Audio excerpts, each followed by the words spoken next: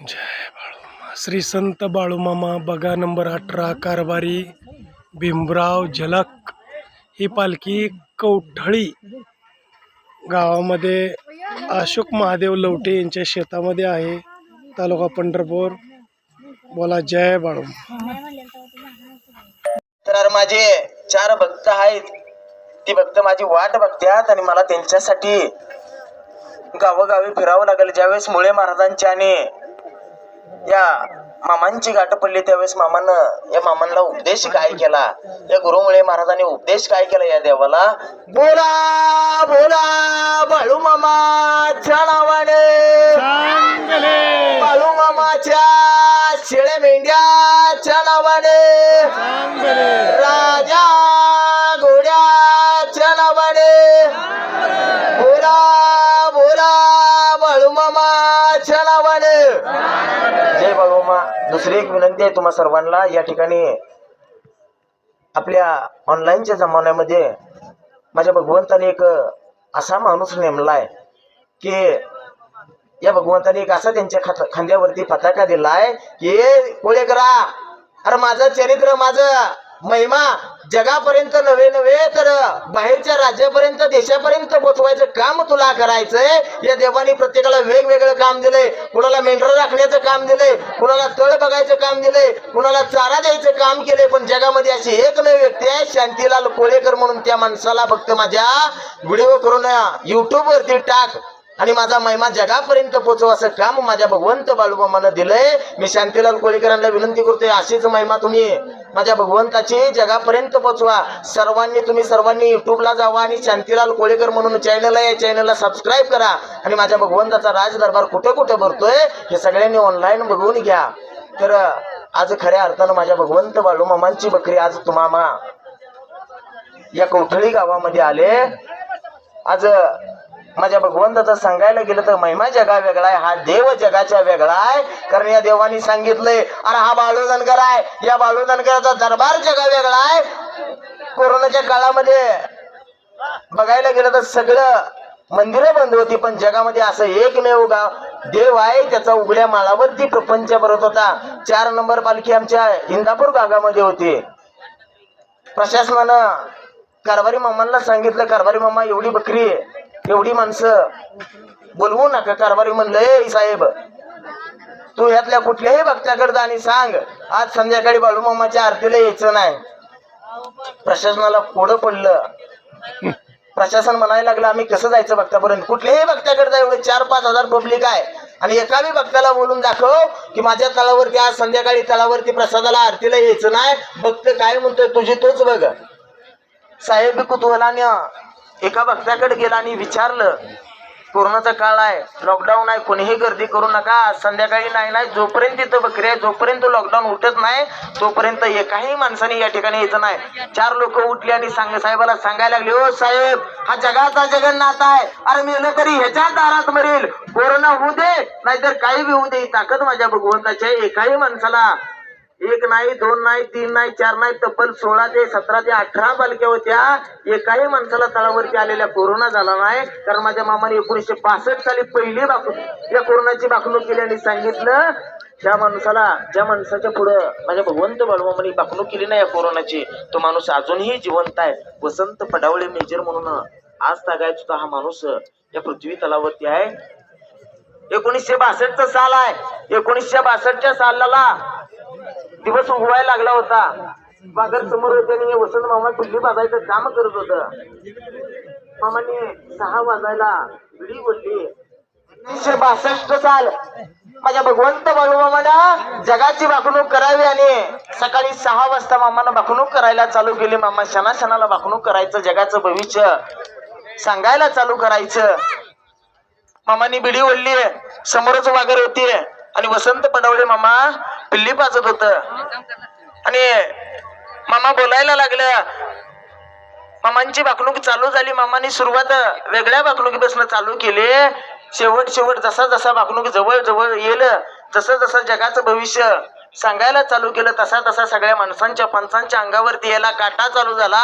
मामांनी सकाळ काय भविष्य चालू केलं. मामा काय असा बोलायला लागला.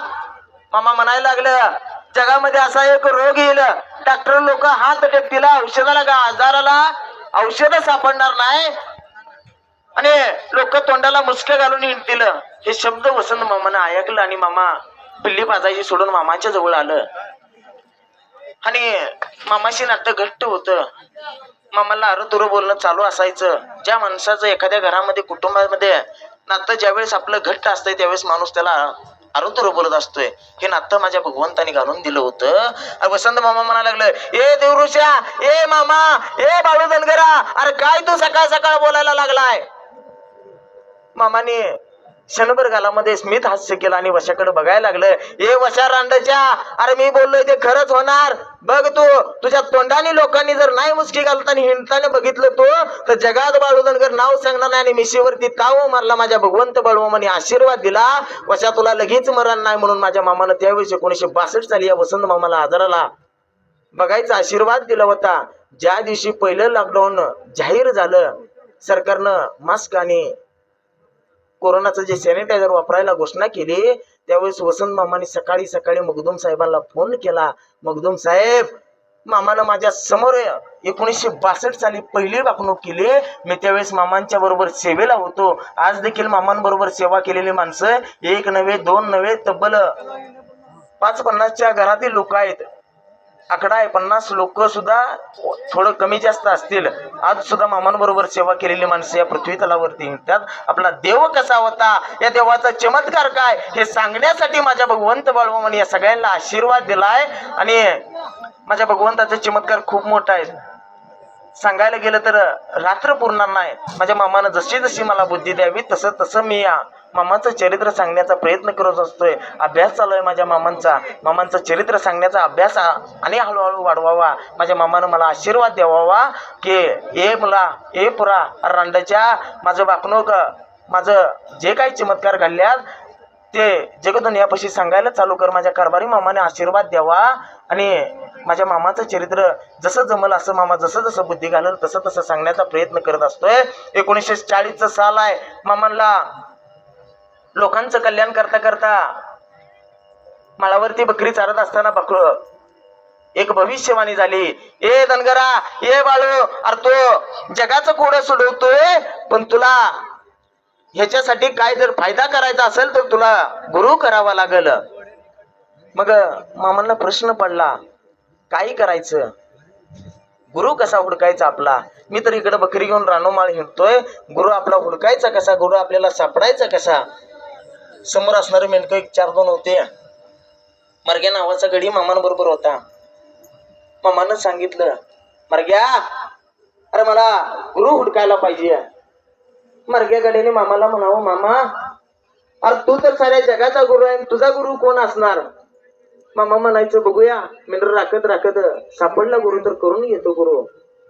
1 महिना झाला, 2 महिने झालं, 3 महिने झालं. मामांच्या डोक्यातनं गुरुचं चक्कर काय जाईना झालंय. मामा म्हणलं, मरग्या, अरे मी बाळू धनगर आहे, माझा गुरु सुद्धा त्याच पटीतला पाहिजे. मामा काय करायचं. अरे आजपर्यंत जगातली अनेक भूतं मी उतरवली, पण कुणाचाही 1 रुपया घेतला नाही. आजपासून एक भूत उतरवलं की हा बाळू धनगर 1 रुपया घेईल. आणि जो कोणी गुरु माझा न सांगता न मोजता हा पैसे किती आहेत ते सांगल, तो माझा गुरु.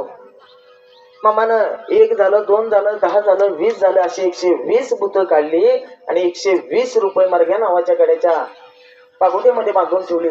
सॉरी, मामांजवळ होते. मामाने देखील पैसे मापलं नाही. मामा बकरी चारत असताना एका मंदिराच्या शेजारी गेला आणि त्या ठिकाणी मुळे महाराज बासरी वाजवत बसलं होतं.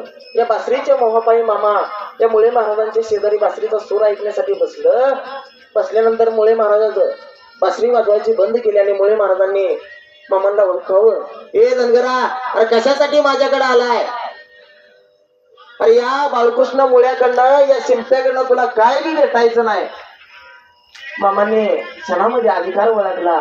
कधीही न गाठ पडलेला माणूस आपल्याला धनगरा म्हणून हाक मारतोय, काहीतरी ताकद या माणसापाशी आहे.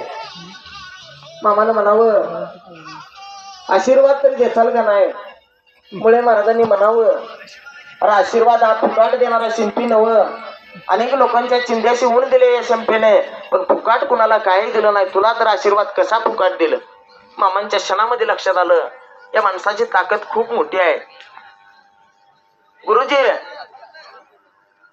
पैसे घेताय तुम्ही आशीर्वाद द्यायला, पण पैसे किती आहेत ते तरी सांगा. अरे धनगरा, रुपयाला एक भूत काढलं, अशी 120 भूत तू उतरवली. माझं 120 रुपये आण बघू. मामानं या गुरुमुळे महाराजांना हात जोडला आणि सांगितलं, गुरु, आजपासून हा बाळू धनगर तुम्ही शिष्य म्हणून स्वीकार करावा. मी आजपासून मरेपर्यंत, जोपर्यंत माझ्या नावाचा टंका या पृथ्वी तलावरती वाजल, तोपर्यंत तुमचं नाव माझ्या अगोदर येईल. गुरुमुळे महाराजांनी आशीर्वाद दिला आणि सांगितलं, बाळू, आता इथनं थेट माघारी जा. माझा 120 रुपये घेऊन ये. मामाने सोबत असलेल्या परग्या नावाच्या कडेला डोळ्याने इशारा केला आणि ते पैसे आणायला लावले. तोपर्यंत मामांचं आणि या गुरुमुळे महाराजांचं बोलणं चालू झालं. बाळू, अरे आजपासून तुझं आणि माझं नातं गुरु शिष्याचं आहे. आजपासून मी जे जे काही सांगेल ते ते तुला ऐकावं लागल आणि तू जे जे काही सांगशील ते सुद्धा मी ऐकणार. हे नातं फक्त गुरु आणि शिष्याचं मानायला आहे. तूही काही कच्चा नाही आणि मीही काही कच्चा नाही. बाळू, तू गोरगरिबांचं, आलेल्या नडलेल्यांचं बघ, मी देवाचं आणि देवतांचं बघून घेतो. हे पैसे 120 रुपये घेतो, थेट पंढरपूरला जातो आणि गोरगरीब आलेल्या भिकारी लोकांना वाटून टाकतो. मुळे महाराजांनी 120 रुपये घेतले आणि मामाला सांगितलं, बाळू, 1948 सालापर्यंत गुढीपाडव्याच्या दिवशी गुढी उतरेपर्यंत तुझी मी अखंड साथ करेल. पण मामांच्या लक्षात आलं नाही गुरुमुळे महाराज असं का म्हणतात. 1940 साली माझ्या मामानं गुरु करून घेतला. तब्बल 8 वर्ष गुढीपाडव्याच्या दिवशी 5 वाजता यामुळे महाराजांनी समाधी घेतली. 1948 साली समाधी 5 वाजता घेतली. ज्यावेळेस 1948 साल होतं आणि गुरुमुळे महाराजांनी 1948 साली समाधी घेतली. मामांचा लाग भरण्याचा कार्यक्रम सकाळ सकाळ चालू होता मेंढरांना आणि पुरणपोळीचा निवेद तयार झाला. लोकांनी मनापासून प्रसाद खाल्ला आणि गुढी उभा केल्यानंतर मामांनी दिवसभर बाकीची कामं करून घेतली आणि 5 वाजल्या. पुजारी आला मामांकडं. बाळूकृष्ण बोते नाव, अप्पाची वाडी गावचा हा पुजारी मामांबरोबर असायचा सेवेला. तंबूतली सगळ्या देवांची हा बाळूकृष्ण बोते नावाचा माणूस पूजा करायचा. बाळक्या, ए बाळक्या, अरे दिस मावळाला चाललाय, गुढी उतरून घे. गुढी उतरून घे म्हणल्या बरोबर मामांच्या लक्षात आलं आता चालू आहे 1948 साल, गुढीपाडव्याचा दिवस आहे. मुळे महाराजांनी मला सांगितलं होतं गुरु करताना, ये बाळू, 1948 सालापर्यंत गुढी उतरेपर्यंत तुझी मी अखंड साथ करेल. आणि मनामध्ये हुंदका आला. मामांना रडायला यायला चालू झालं आणि मामांनी गुरूंना आपल्या हाक मारली, महाराज, आज तुम्ही मला पोरखं केलं, या बाळू धनगराला पोरखं केलं, पण आजपर्यंत तुम्ही मला अनेक वेळा साथ दिली, इथून पुढे सुद्धा साथ द्या. म्हणून गुरुमुळे महाराजांनी माझ्या मामांना शेवटची हाक या भगवंताला मारून घेतली. असा हा देव आहे. एकदा काय एखाद्याला जवळ केलं तर आपलंच करून टाकत असतोय आणि एखाद्याला जर धुडकावून लावलं तर जगात कुठेही जावा, अरे या देवाने दिलेला आशीर्वाद कुठल्याही देवाने माघारी घेऊ शकत नाही. आणि या देवाने दिलेला शाप जगातला असा एकही देव नाही का हा शाप कोण काढून गेल. त्याच्यामुळे सर्वांनी सुंदर अशी बकरी आल्यात, सर्वांनी चारा द्या, पाणी द्या. दुसरी एक विनंती आहे. विनंती अशी आहे, माझ्या मामानं सांगितलंय, अरे बाळू धनगराचा प्रपंच म्हणजे हत्तीचं मड आहे. सगळ्यांनी हात लावला तर हा प्रपंच चालतोय बघा. आज जरा बरड्याकडनं अडचण आहे. लहान लहान पिल्ल्यांना वाळली मका बरड्यासाठी लागत असते. सगळ्यांनी जर या ठिकाणी थोडी थोडी दिली तर माझा भगवंत बाळू मामा तुमचा पगार केल्याशिवाय राहू शकत नाही. कारण माझ्या मामानं सांगितलंय, अरे ऐका ए गड्यांनो, अरे ऐका, या बाळू धनगराला तुम्ही जशी जशी चाकरी केली ना तसा तसा पगार या बाळू धनगरांना आजपर्यंत दिलाय, इथून पुढे बी देत राहील. फक्त तुम्ही मनापासून चाकरी करा. जशी चाकरी तशी तशी भाकरी मी देणारा बाळू धनगर आहे. त्याच्यामुळे सर्वांनी या ठिकाणी बकरी आलेत, सर्वांनी चारा द्या. जरा मी परत एकदा तुम्हा सर्वांना विनंती करतो, जरा मक्काकडनं अडचण आहे, सगळ्यांनी हात लावा. हा हत्तीचं मड आहे. हत्तीच्या मड्याला सगळ्यांनी हात लावला तर हे मड चालत असतंय. त्याच्यामुळं तेवढी एक विनंती आहे, शिस्तात सगळ्यांनी दर्शन घ्या, प्रसाद घ्या, भगवंताकडनं चांगलं मागून घ्या. माझा मामा देण्यासाठी आलाय, कारण घेण्यासाठी देव आला नाही. फक्त प्रत्येकाची परीक्षा वेगवेगळ्या रूपात असते. मेंढक्याची परीक्षा वेगळ्या रूपात असते, भक्ताची परीक्षा वेगळ्या रूपात असते. अनेक लोकांच्या परीक्षा हा देव घेत असतोय. जो जो जसा जसा या परीक्षेत पास होत असतोय तसा तसा मेवा देण्याचं काम हा देव करत असतोय. त्याच्यामुळे सगळ्यांनी सुंदराशी सेवा करा. महिलांना एक विनंती आहे, 4 भांडी आहेत तेवढी 4 भांडी घासून जावा. उद्या सकाळी येताना मेंढक्यांना पूर्ण आयुष्य चाललंय आपल्याला आपल्या घरच्यांना भाजी भाकरी करून घालण्यामध्ये. चाललंय का नाही? चाललंय का नाही घरच्यांना भाजी भाकरी करून घालण्यात? हा मग आलेत मामांची लेकरं 2 दिवस. कुठल्या रूपात माझा मामा, माझा मुळे महाराज, माझा अप्पा अलसिंगनाथ या मेंढक्याच्या रूपात येईल आणि तुमच्या हातची भाजी भाकरी खाऊन जाईल. उद्या माझ्या मामानं ज्या ज्या माणसाच्या हातनं भाजी भाकरी खाल्ली, एक कर्नाटक भागातली दंगव्या सावकार म्हणून होती, त्याचं मी उद्या आपल्या प्रवचनाच्या माध्यमातून मोडकं तोडकं सांगेल. मामांना तब्बल पावसाळ्यामध्ये 4 महिने भाजी भाकरी करून घालायची. ज्यावेळेस ही महिला आजारी पडली ना, 12.5 वर्ष आयुष्य माझ्या मामानं या महिलेला वाढवून दिलेलं आहे. तंगेवा सावकारीन उद्या नक्की मी सांगून देण्याचा प्रयत्न करेन.